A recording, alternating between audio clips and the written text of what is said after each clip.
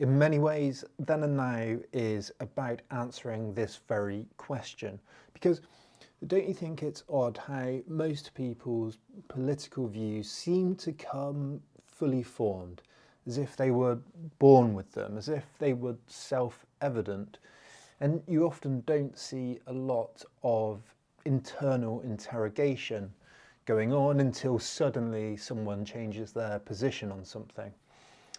We all do it, but I'm interested in the psychological and sociological and economic and cultural reasons why we do it, how they come about, for what reasons. That's what I want to do more of, and so I'll start to lay out some of my beliefs briefly here, because also if you're going to watch Then and Now, if you're going to put some stock in me, if you're going to trust what I'm saying, if you're going to think I'm credible, you need to know where I'm getting my beliefs from, how I get to those positions, so that you can agree or disagree with them.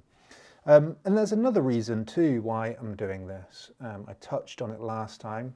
I'll touch on it in an upcoming video on AI, but I'm firmly convinced that we're at the very beginning of the biggest and most consequential shift in history, bigger than the agricultural revolution, bigger than the revolutions that followed the printing press and the Enlightenment and the Industrial Revolution, although I think this is an extension of all of them, whatever you want to call it.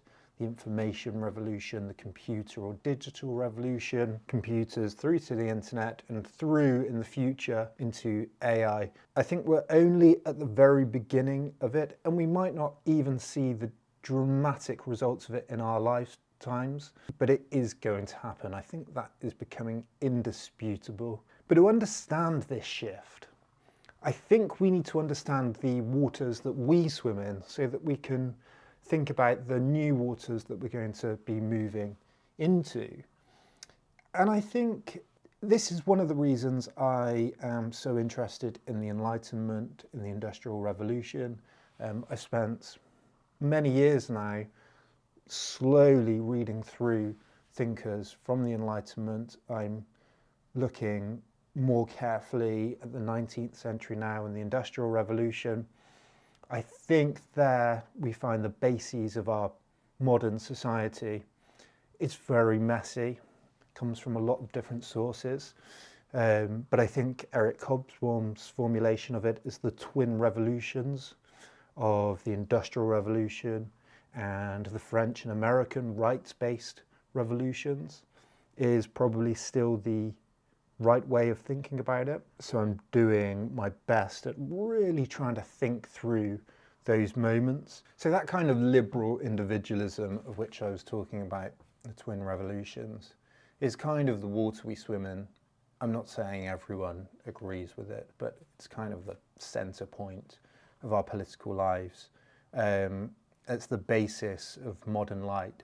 And it sprang from the Enlightenment, from thinkers like Locke and the Founding Fathers and John Stuart Mill later on. Interestingly, the Enlightenment is often presented as a period of individualism and markets and individual-based rights, which I think is completely wrong. There was a very difficult history, emergence of these ideas, and liberalism didn't really, and by liberalism, by the way, I'm meaning like classical liberalism / individual rights liberalism, not liberal in the American sense. But that kind of liberalism didn't really emerge until a bit later. So, and during the Enlightenment, there's a whole diversity of ideas coming about. A lot of them communitarian too, from people like Tom Paine and Jean-Jacques Rousseau. And a lot of them focused on other things. Stability, for example, in the case of Montesquieu. So it wasn't just that the Enlightenment is this period of individualism, individual rights and science, and the sort of way that people like Steven Pinker want to present it today. It was a very diverse period. However, the rights that won out in the end were individualistic, capitalistic ones. And I think we have to acknowledge that. And I think the center point of that really was someone like John Locke. Locke argued that freedom is natural, that we have a natural God-given right to life, liberty and property. And I think this is wrong. I've always thought this is wrong because liberty isn't natural in the sense that we usually use the word natural. Liberty is a condition, a historic condition, a cultural condition, a political condition. It requires a framework to protect and preserve it at the very least. And if it was natural, it would have always existed. Liberty as we know it in the modern era, you know, the protection of individual rights, would have just always existed. If liberty was natural, no one could be violent to each other. Slavery would be impossible. If liberty was natural, we wouldn't be able to send anyone to prison, we wouldn't be able to enforce the most basic of rules, things like rules on the road. So liberty is not natural. If we say the sun rises every day or trees blossom in spring, then those things make sense to us as being natural, objective, true. But freedom, liberty is clearly of a different kind to that. It's not natural, it's historical. It can be limited in many ways and it can be expanded in many ways. It can change. It's not cyclical like the sun rising. It's not predictable. It can be limited by coercion, by the elements, by other people, and it can be expanded by culture or different sets of possibilities or ideas or education and the like. At the same time, those thinkers were clearly onto something. Liberty is very, very important, and our job should be to protect and expand upon it.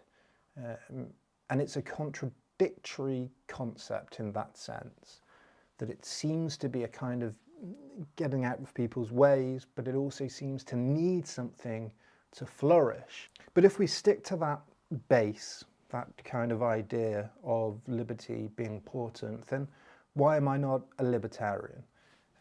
That seems like the kind of most obvious conclusion from that belief in individual liberal rights. And I think any discerning study of history leads you quite emphatically away from libertarianism for a long list of reasons that again would require a much longer video. So just very briefly, I'd say things like Wall Street greed, robber barons, the East India Company, King Leopold's Congo, slavery, inequality and money in politics, and the Great Depression. There are lots and lots of reasons. Monopolies, what led to the crisis in Germany in the 30s. There are lots of examples where individual freedom in history leads to its opposite, leads to a very total collapse of the conditions that created that freedom in the first place. In other words, a strict negative conception of liberty ends up with liberty becoming parasitic on itself. It begins to eat itself, begins to erode the foundations that gave birth to it in the first place. You know, what good is liberty if you're an Indian peasant surrounded by rich East India Company merchants? What good is liberty if you're a worker during the Great Depression or a worker in a town dominated by a railroad monopolist? What good is natural so-called liberty if you're an Aztec met with an advanced European army?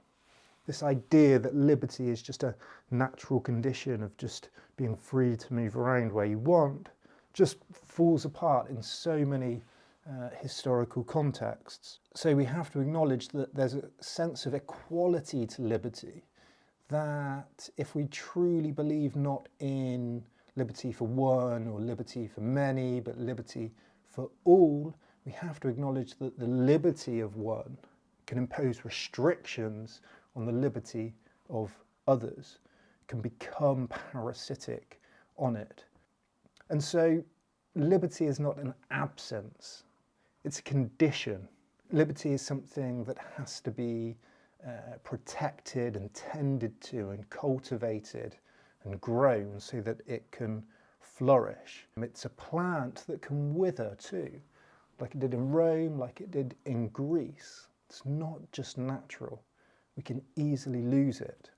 So freedom, I believe, is a social good. It's contradictory, it's difficult. It involves a getting out of the way of people and a getting in front of them too. And it's developmental. It's providing the grounds and the conditions for it to flourish. So a true idea of liberty requires both freedom from interference and the freedom to do things, to acquire resources, to have stuff, to have an education, to have a political system that works, to have a stake in society. Isaiah Berlin said that liberty is the preservation of an area within which human personality can have the greatest possible amount of play. It's a mental expansion so that you can do more. So when you combine those things, that's where I get to a kind of liberal socialism, that you need to both get out of people's way and make sure people have as much freedom as possible, while also making sure that the resources to do so are widely distributed and available to all. I would also say, though, that there is a concern that liberal socialism is a kind of having your cake and eating it too, that it's just a smashing together of two traditions in the hope that that kind of works, that while too much liberalism or too much individualism doesn't work, and socialism and communism clearly also hasn't worked. So if we just take a little bit of the best of both and put them together, then that's how we have a functioning progressive society. And, you know, I'm worried that this is a kind of shallow third way, that you're constantly going to have a politics that's trying to walk that line, that tears back and forth between phases of, oh, we need more markets, we need more freedom, back to more kind of Tony Blair style third way politics, which liberal socialists obviously don't want. They want to go much, much further than that, but there's a sense that the kind of philosophical underpinnings are the same, and that, you know, we need to be thinking through these questions in a much deeper way, and we need to really be revolutionising our values rather than just taking a bit of everything and smashing them together. However, I think you can wear multiple hats at once, and this is why, again, I want to really explore the foundations of those liberal values, because, you know, liberalism to feudalism is a completely different set of values.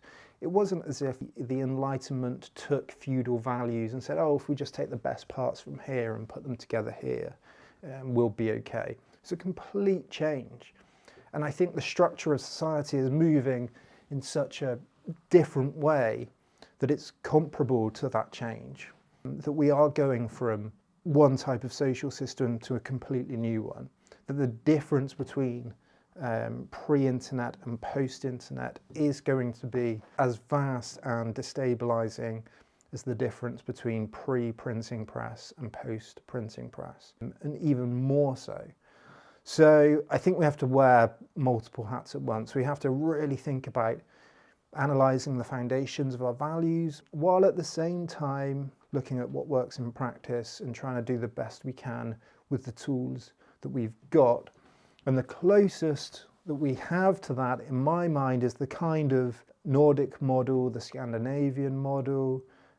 So very, very broadly, that's the sort of policies that I'd support. And I think it's bizarre that in any other area of life, if someone was doing something well, you'd look to learn from them, emulate them. You might put your own spin on it, but you certainly wouldn't ignore them. But in politics, of course, many people do. Conservatives will say, well, it's a different country, they've got a different culture, it's much smaller, No, none of these excuses I find convincing in the slightest. So I would look to those countries and I'd look to be experimenting. You know, it seems like we're out of ideas, and the conversation, the political conversation, revolves around the same tired core issues. And I think, like, if you scratch under the surface a little bit, there are lots of things that could be tried. And I think politics, you know, progressive politics should be a case of experimenting. I think that's why devolution seems to, while having its problems, be a way of creating the conditions where lots of different policies can be tried in different areas, and local councils are free to do things that work in that area because of their particular conditions. And the Scandinavian countries are devolved. So I'd like to see more of that. I'd like to see more things like citizens' assemblies, more direct democracy initiatives, more citizen involvement in local budget. There's been some studies, I think, in the US somewhere where that's been tried, and that's done very well. Citizens' assemblies in Ireland over the abortion issue. They found that when you bring lots of citizens into the process, you can find out what works, what doesn't work, what annoys people, what arguments work, where you can find a common ground in a way that politicians on their own aren't able to. So I'd like to see more of that. I'd like to see more workplace democracy. There are policies you can implement there to encourage co-ops and worker representation on boards. Co-determination is big in Scandinavia, Germany, Japan. If you have, you know, a big corporate company is very different to a local business or a coffee shop or a, you know, 99% or maybe 100% of businesses in your average town.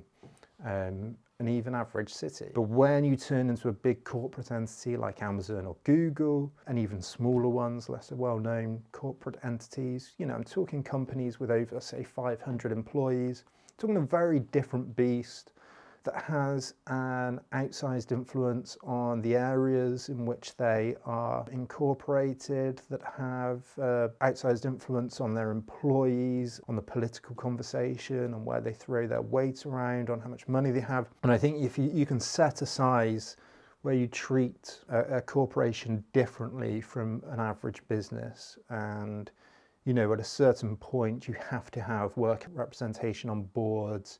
You have to enforce good pay ratios between executives and workers. These are all policies that Scandinavian countries and Germany and Japan seem to do better than the UK and the US. They also have higher taxes, which, you know, the conversation is just always around taxes. And I think there is a problem with too higher taxes leads to capital flight, and until you work out a way to solve that, there is an issue with raising taxes too high. But Denmark has high taxes and, you know, the highest rates of happiness and social life satisfaction and public trust and access to maternity and paternity and safety net and healthcare.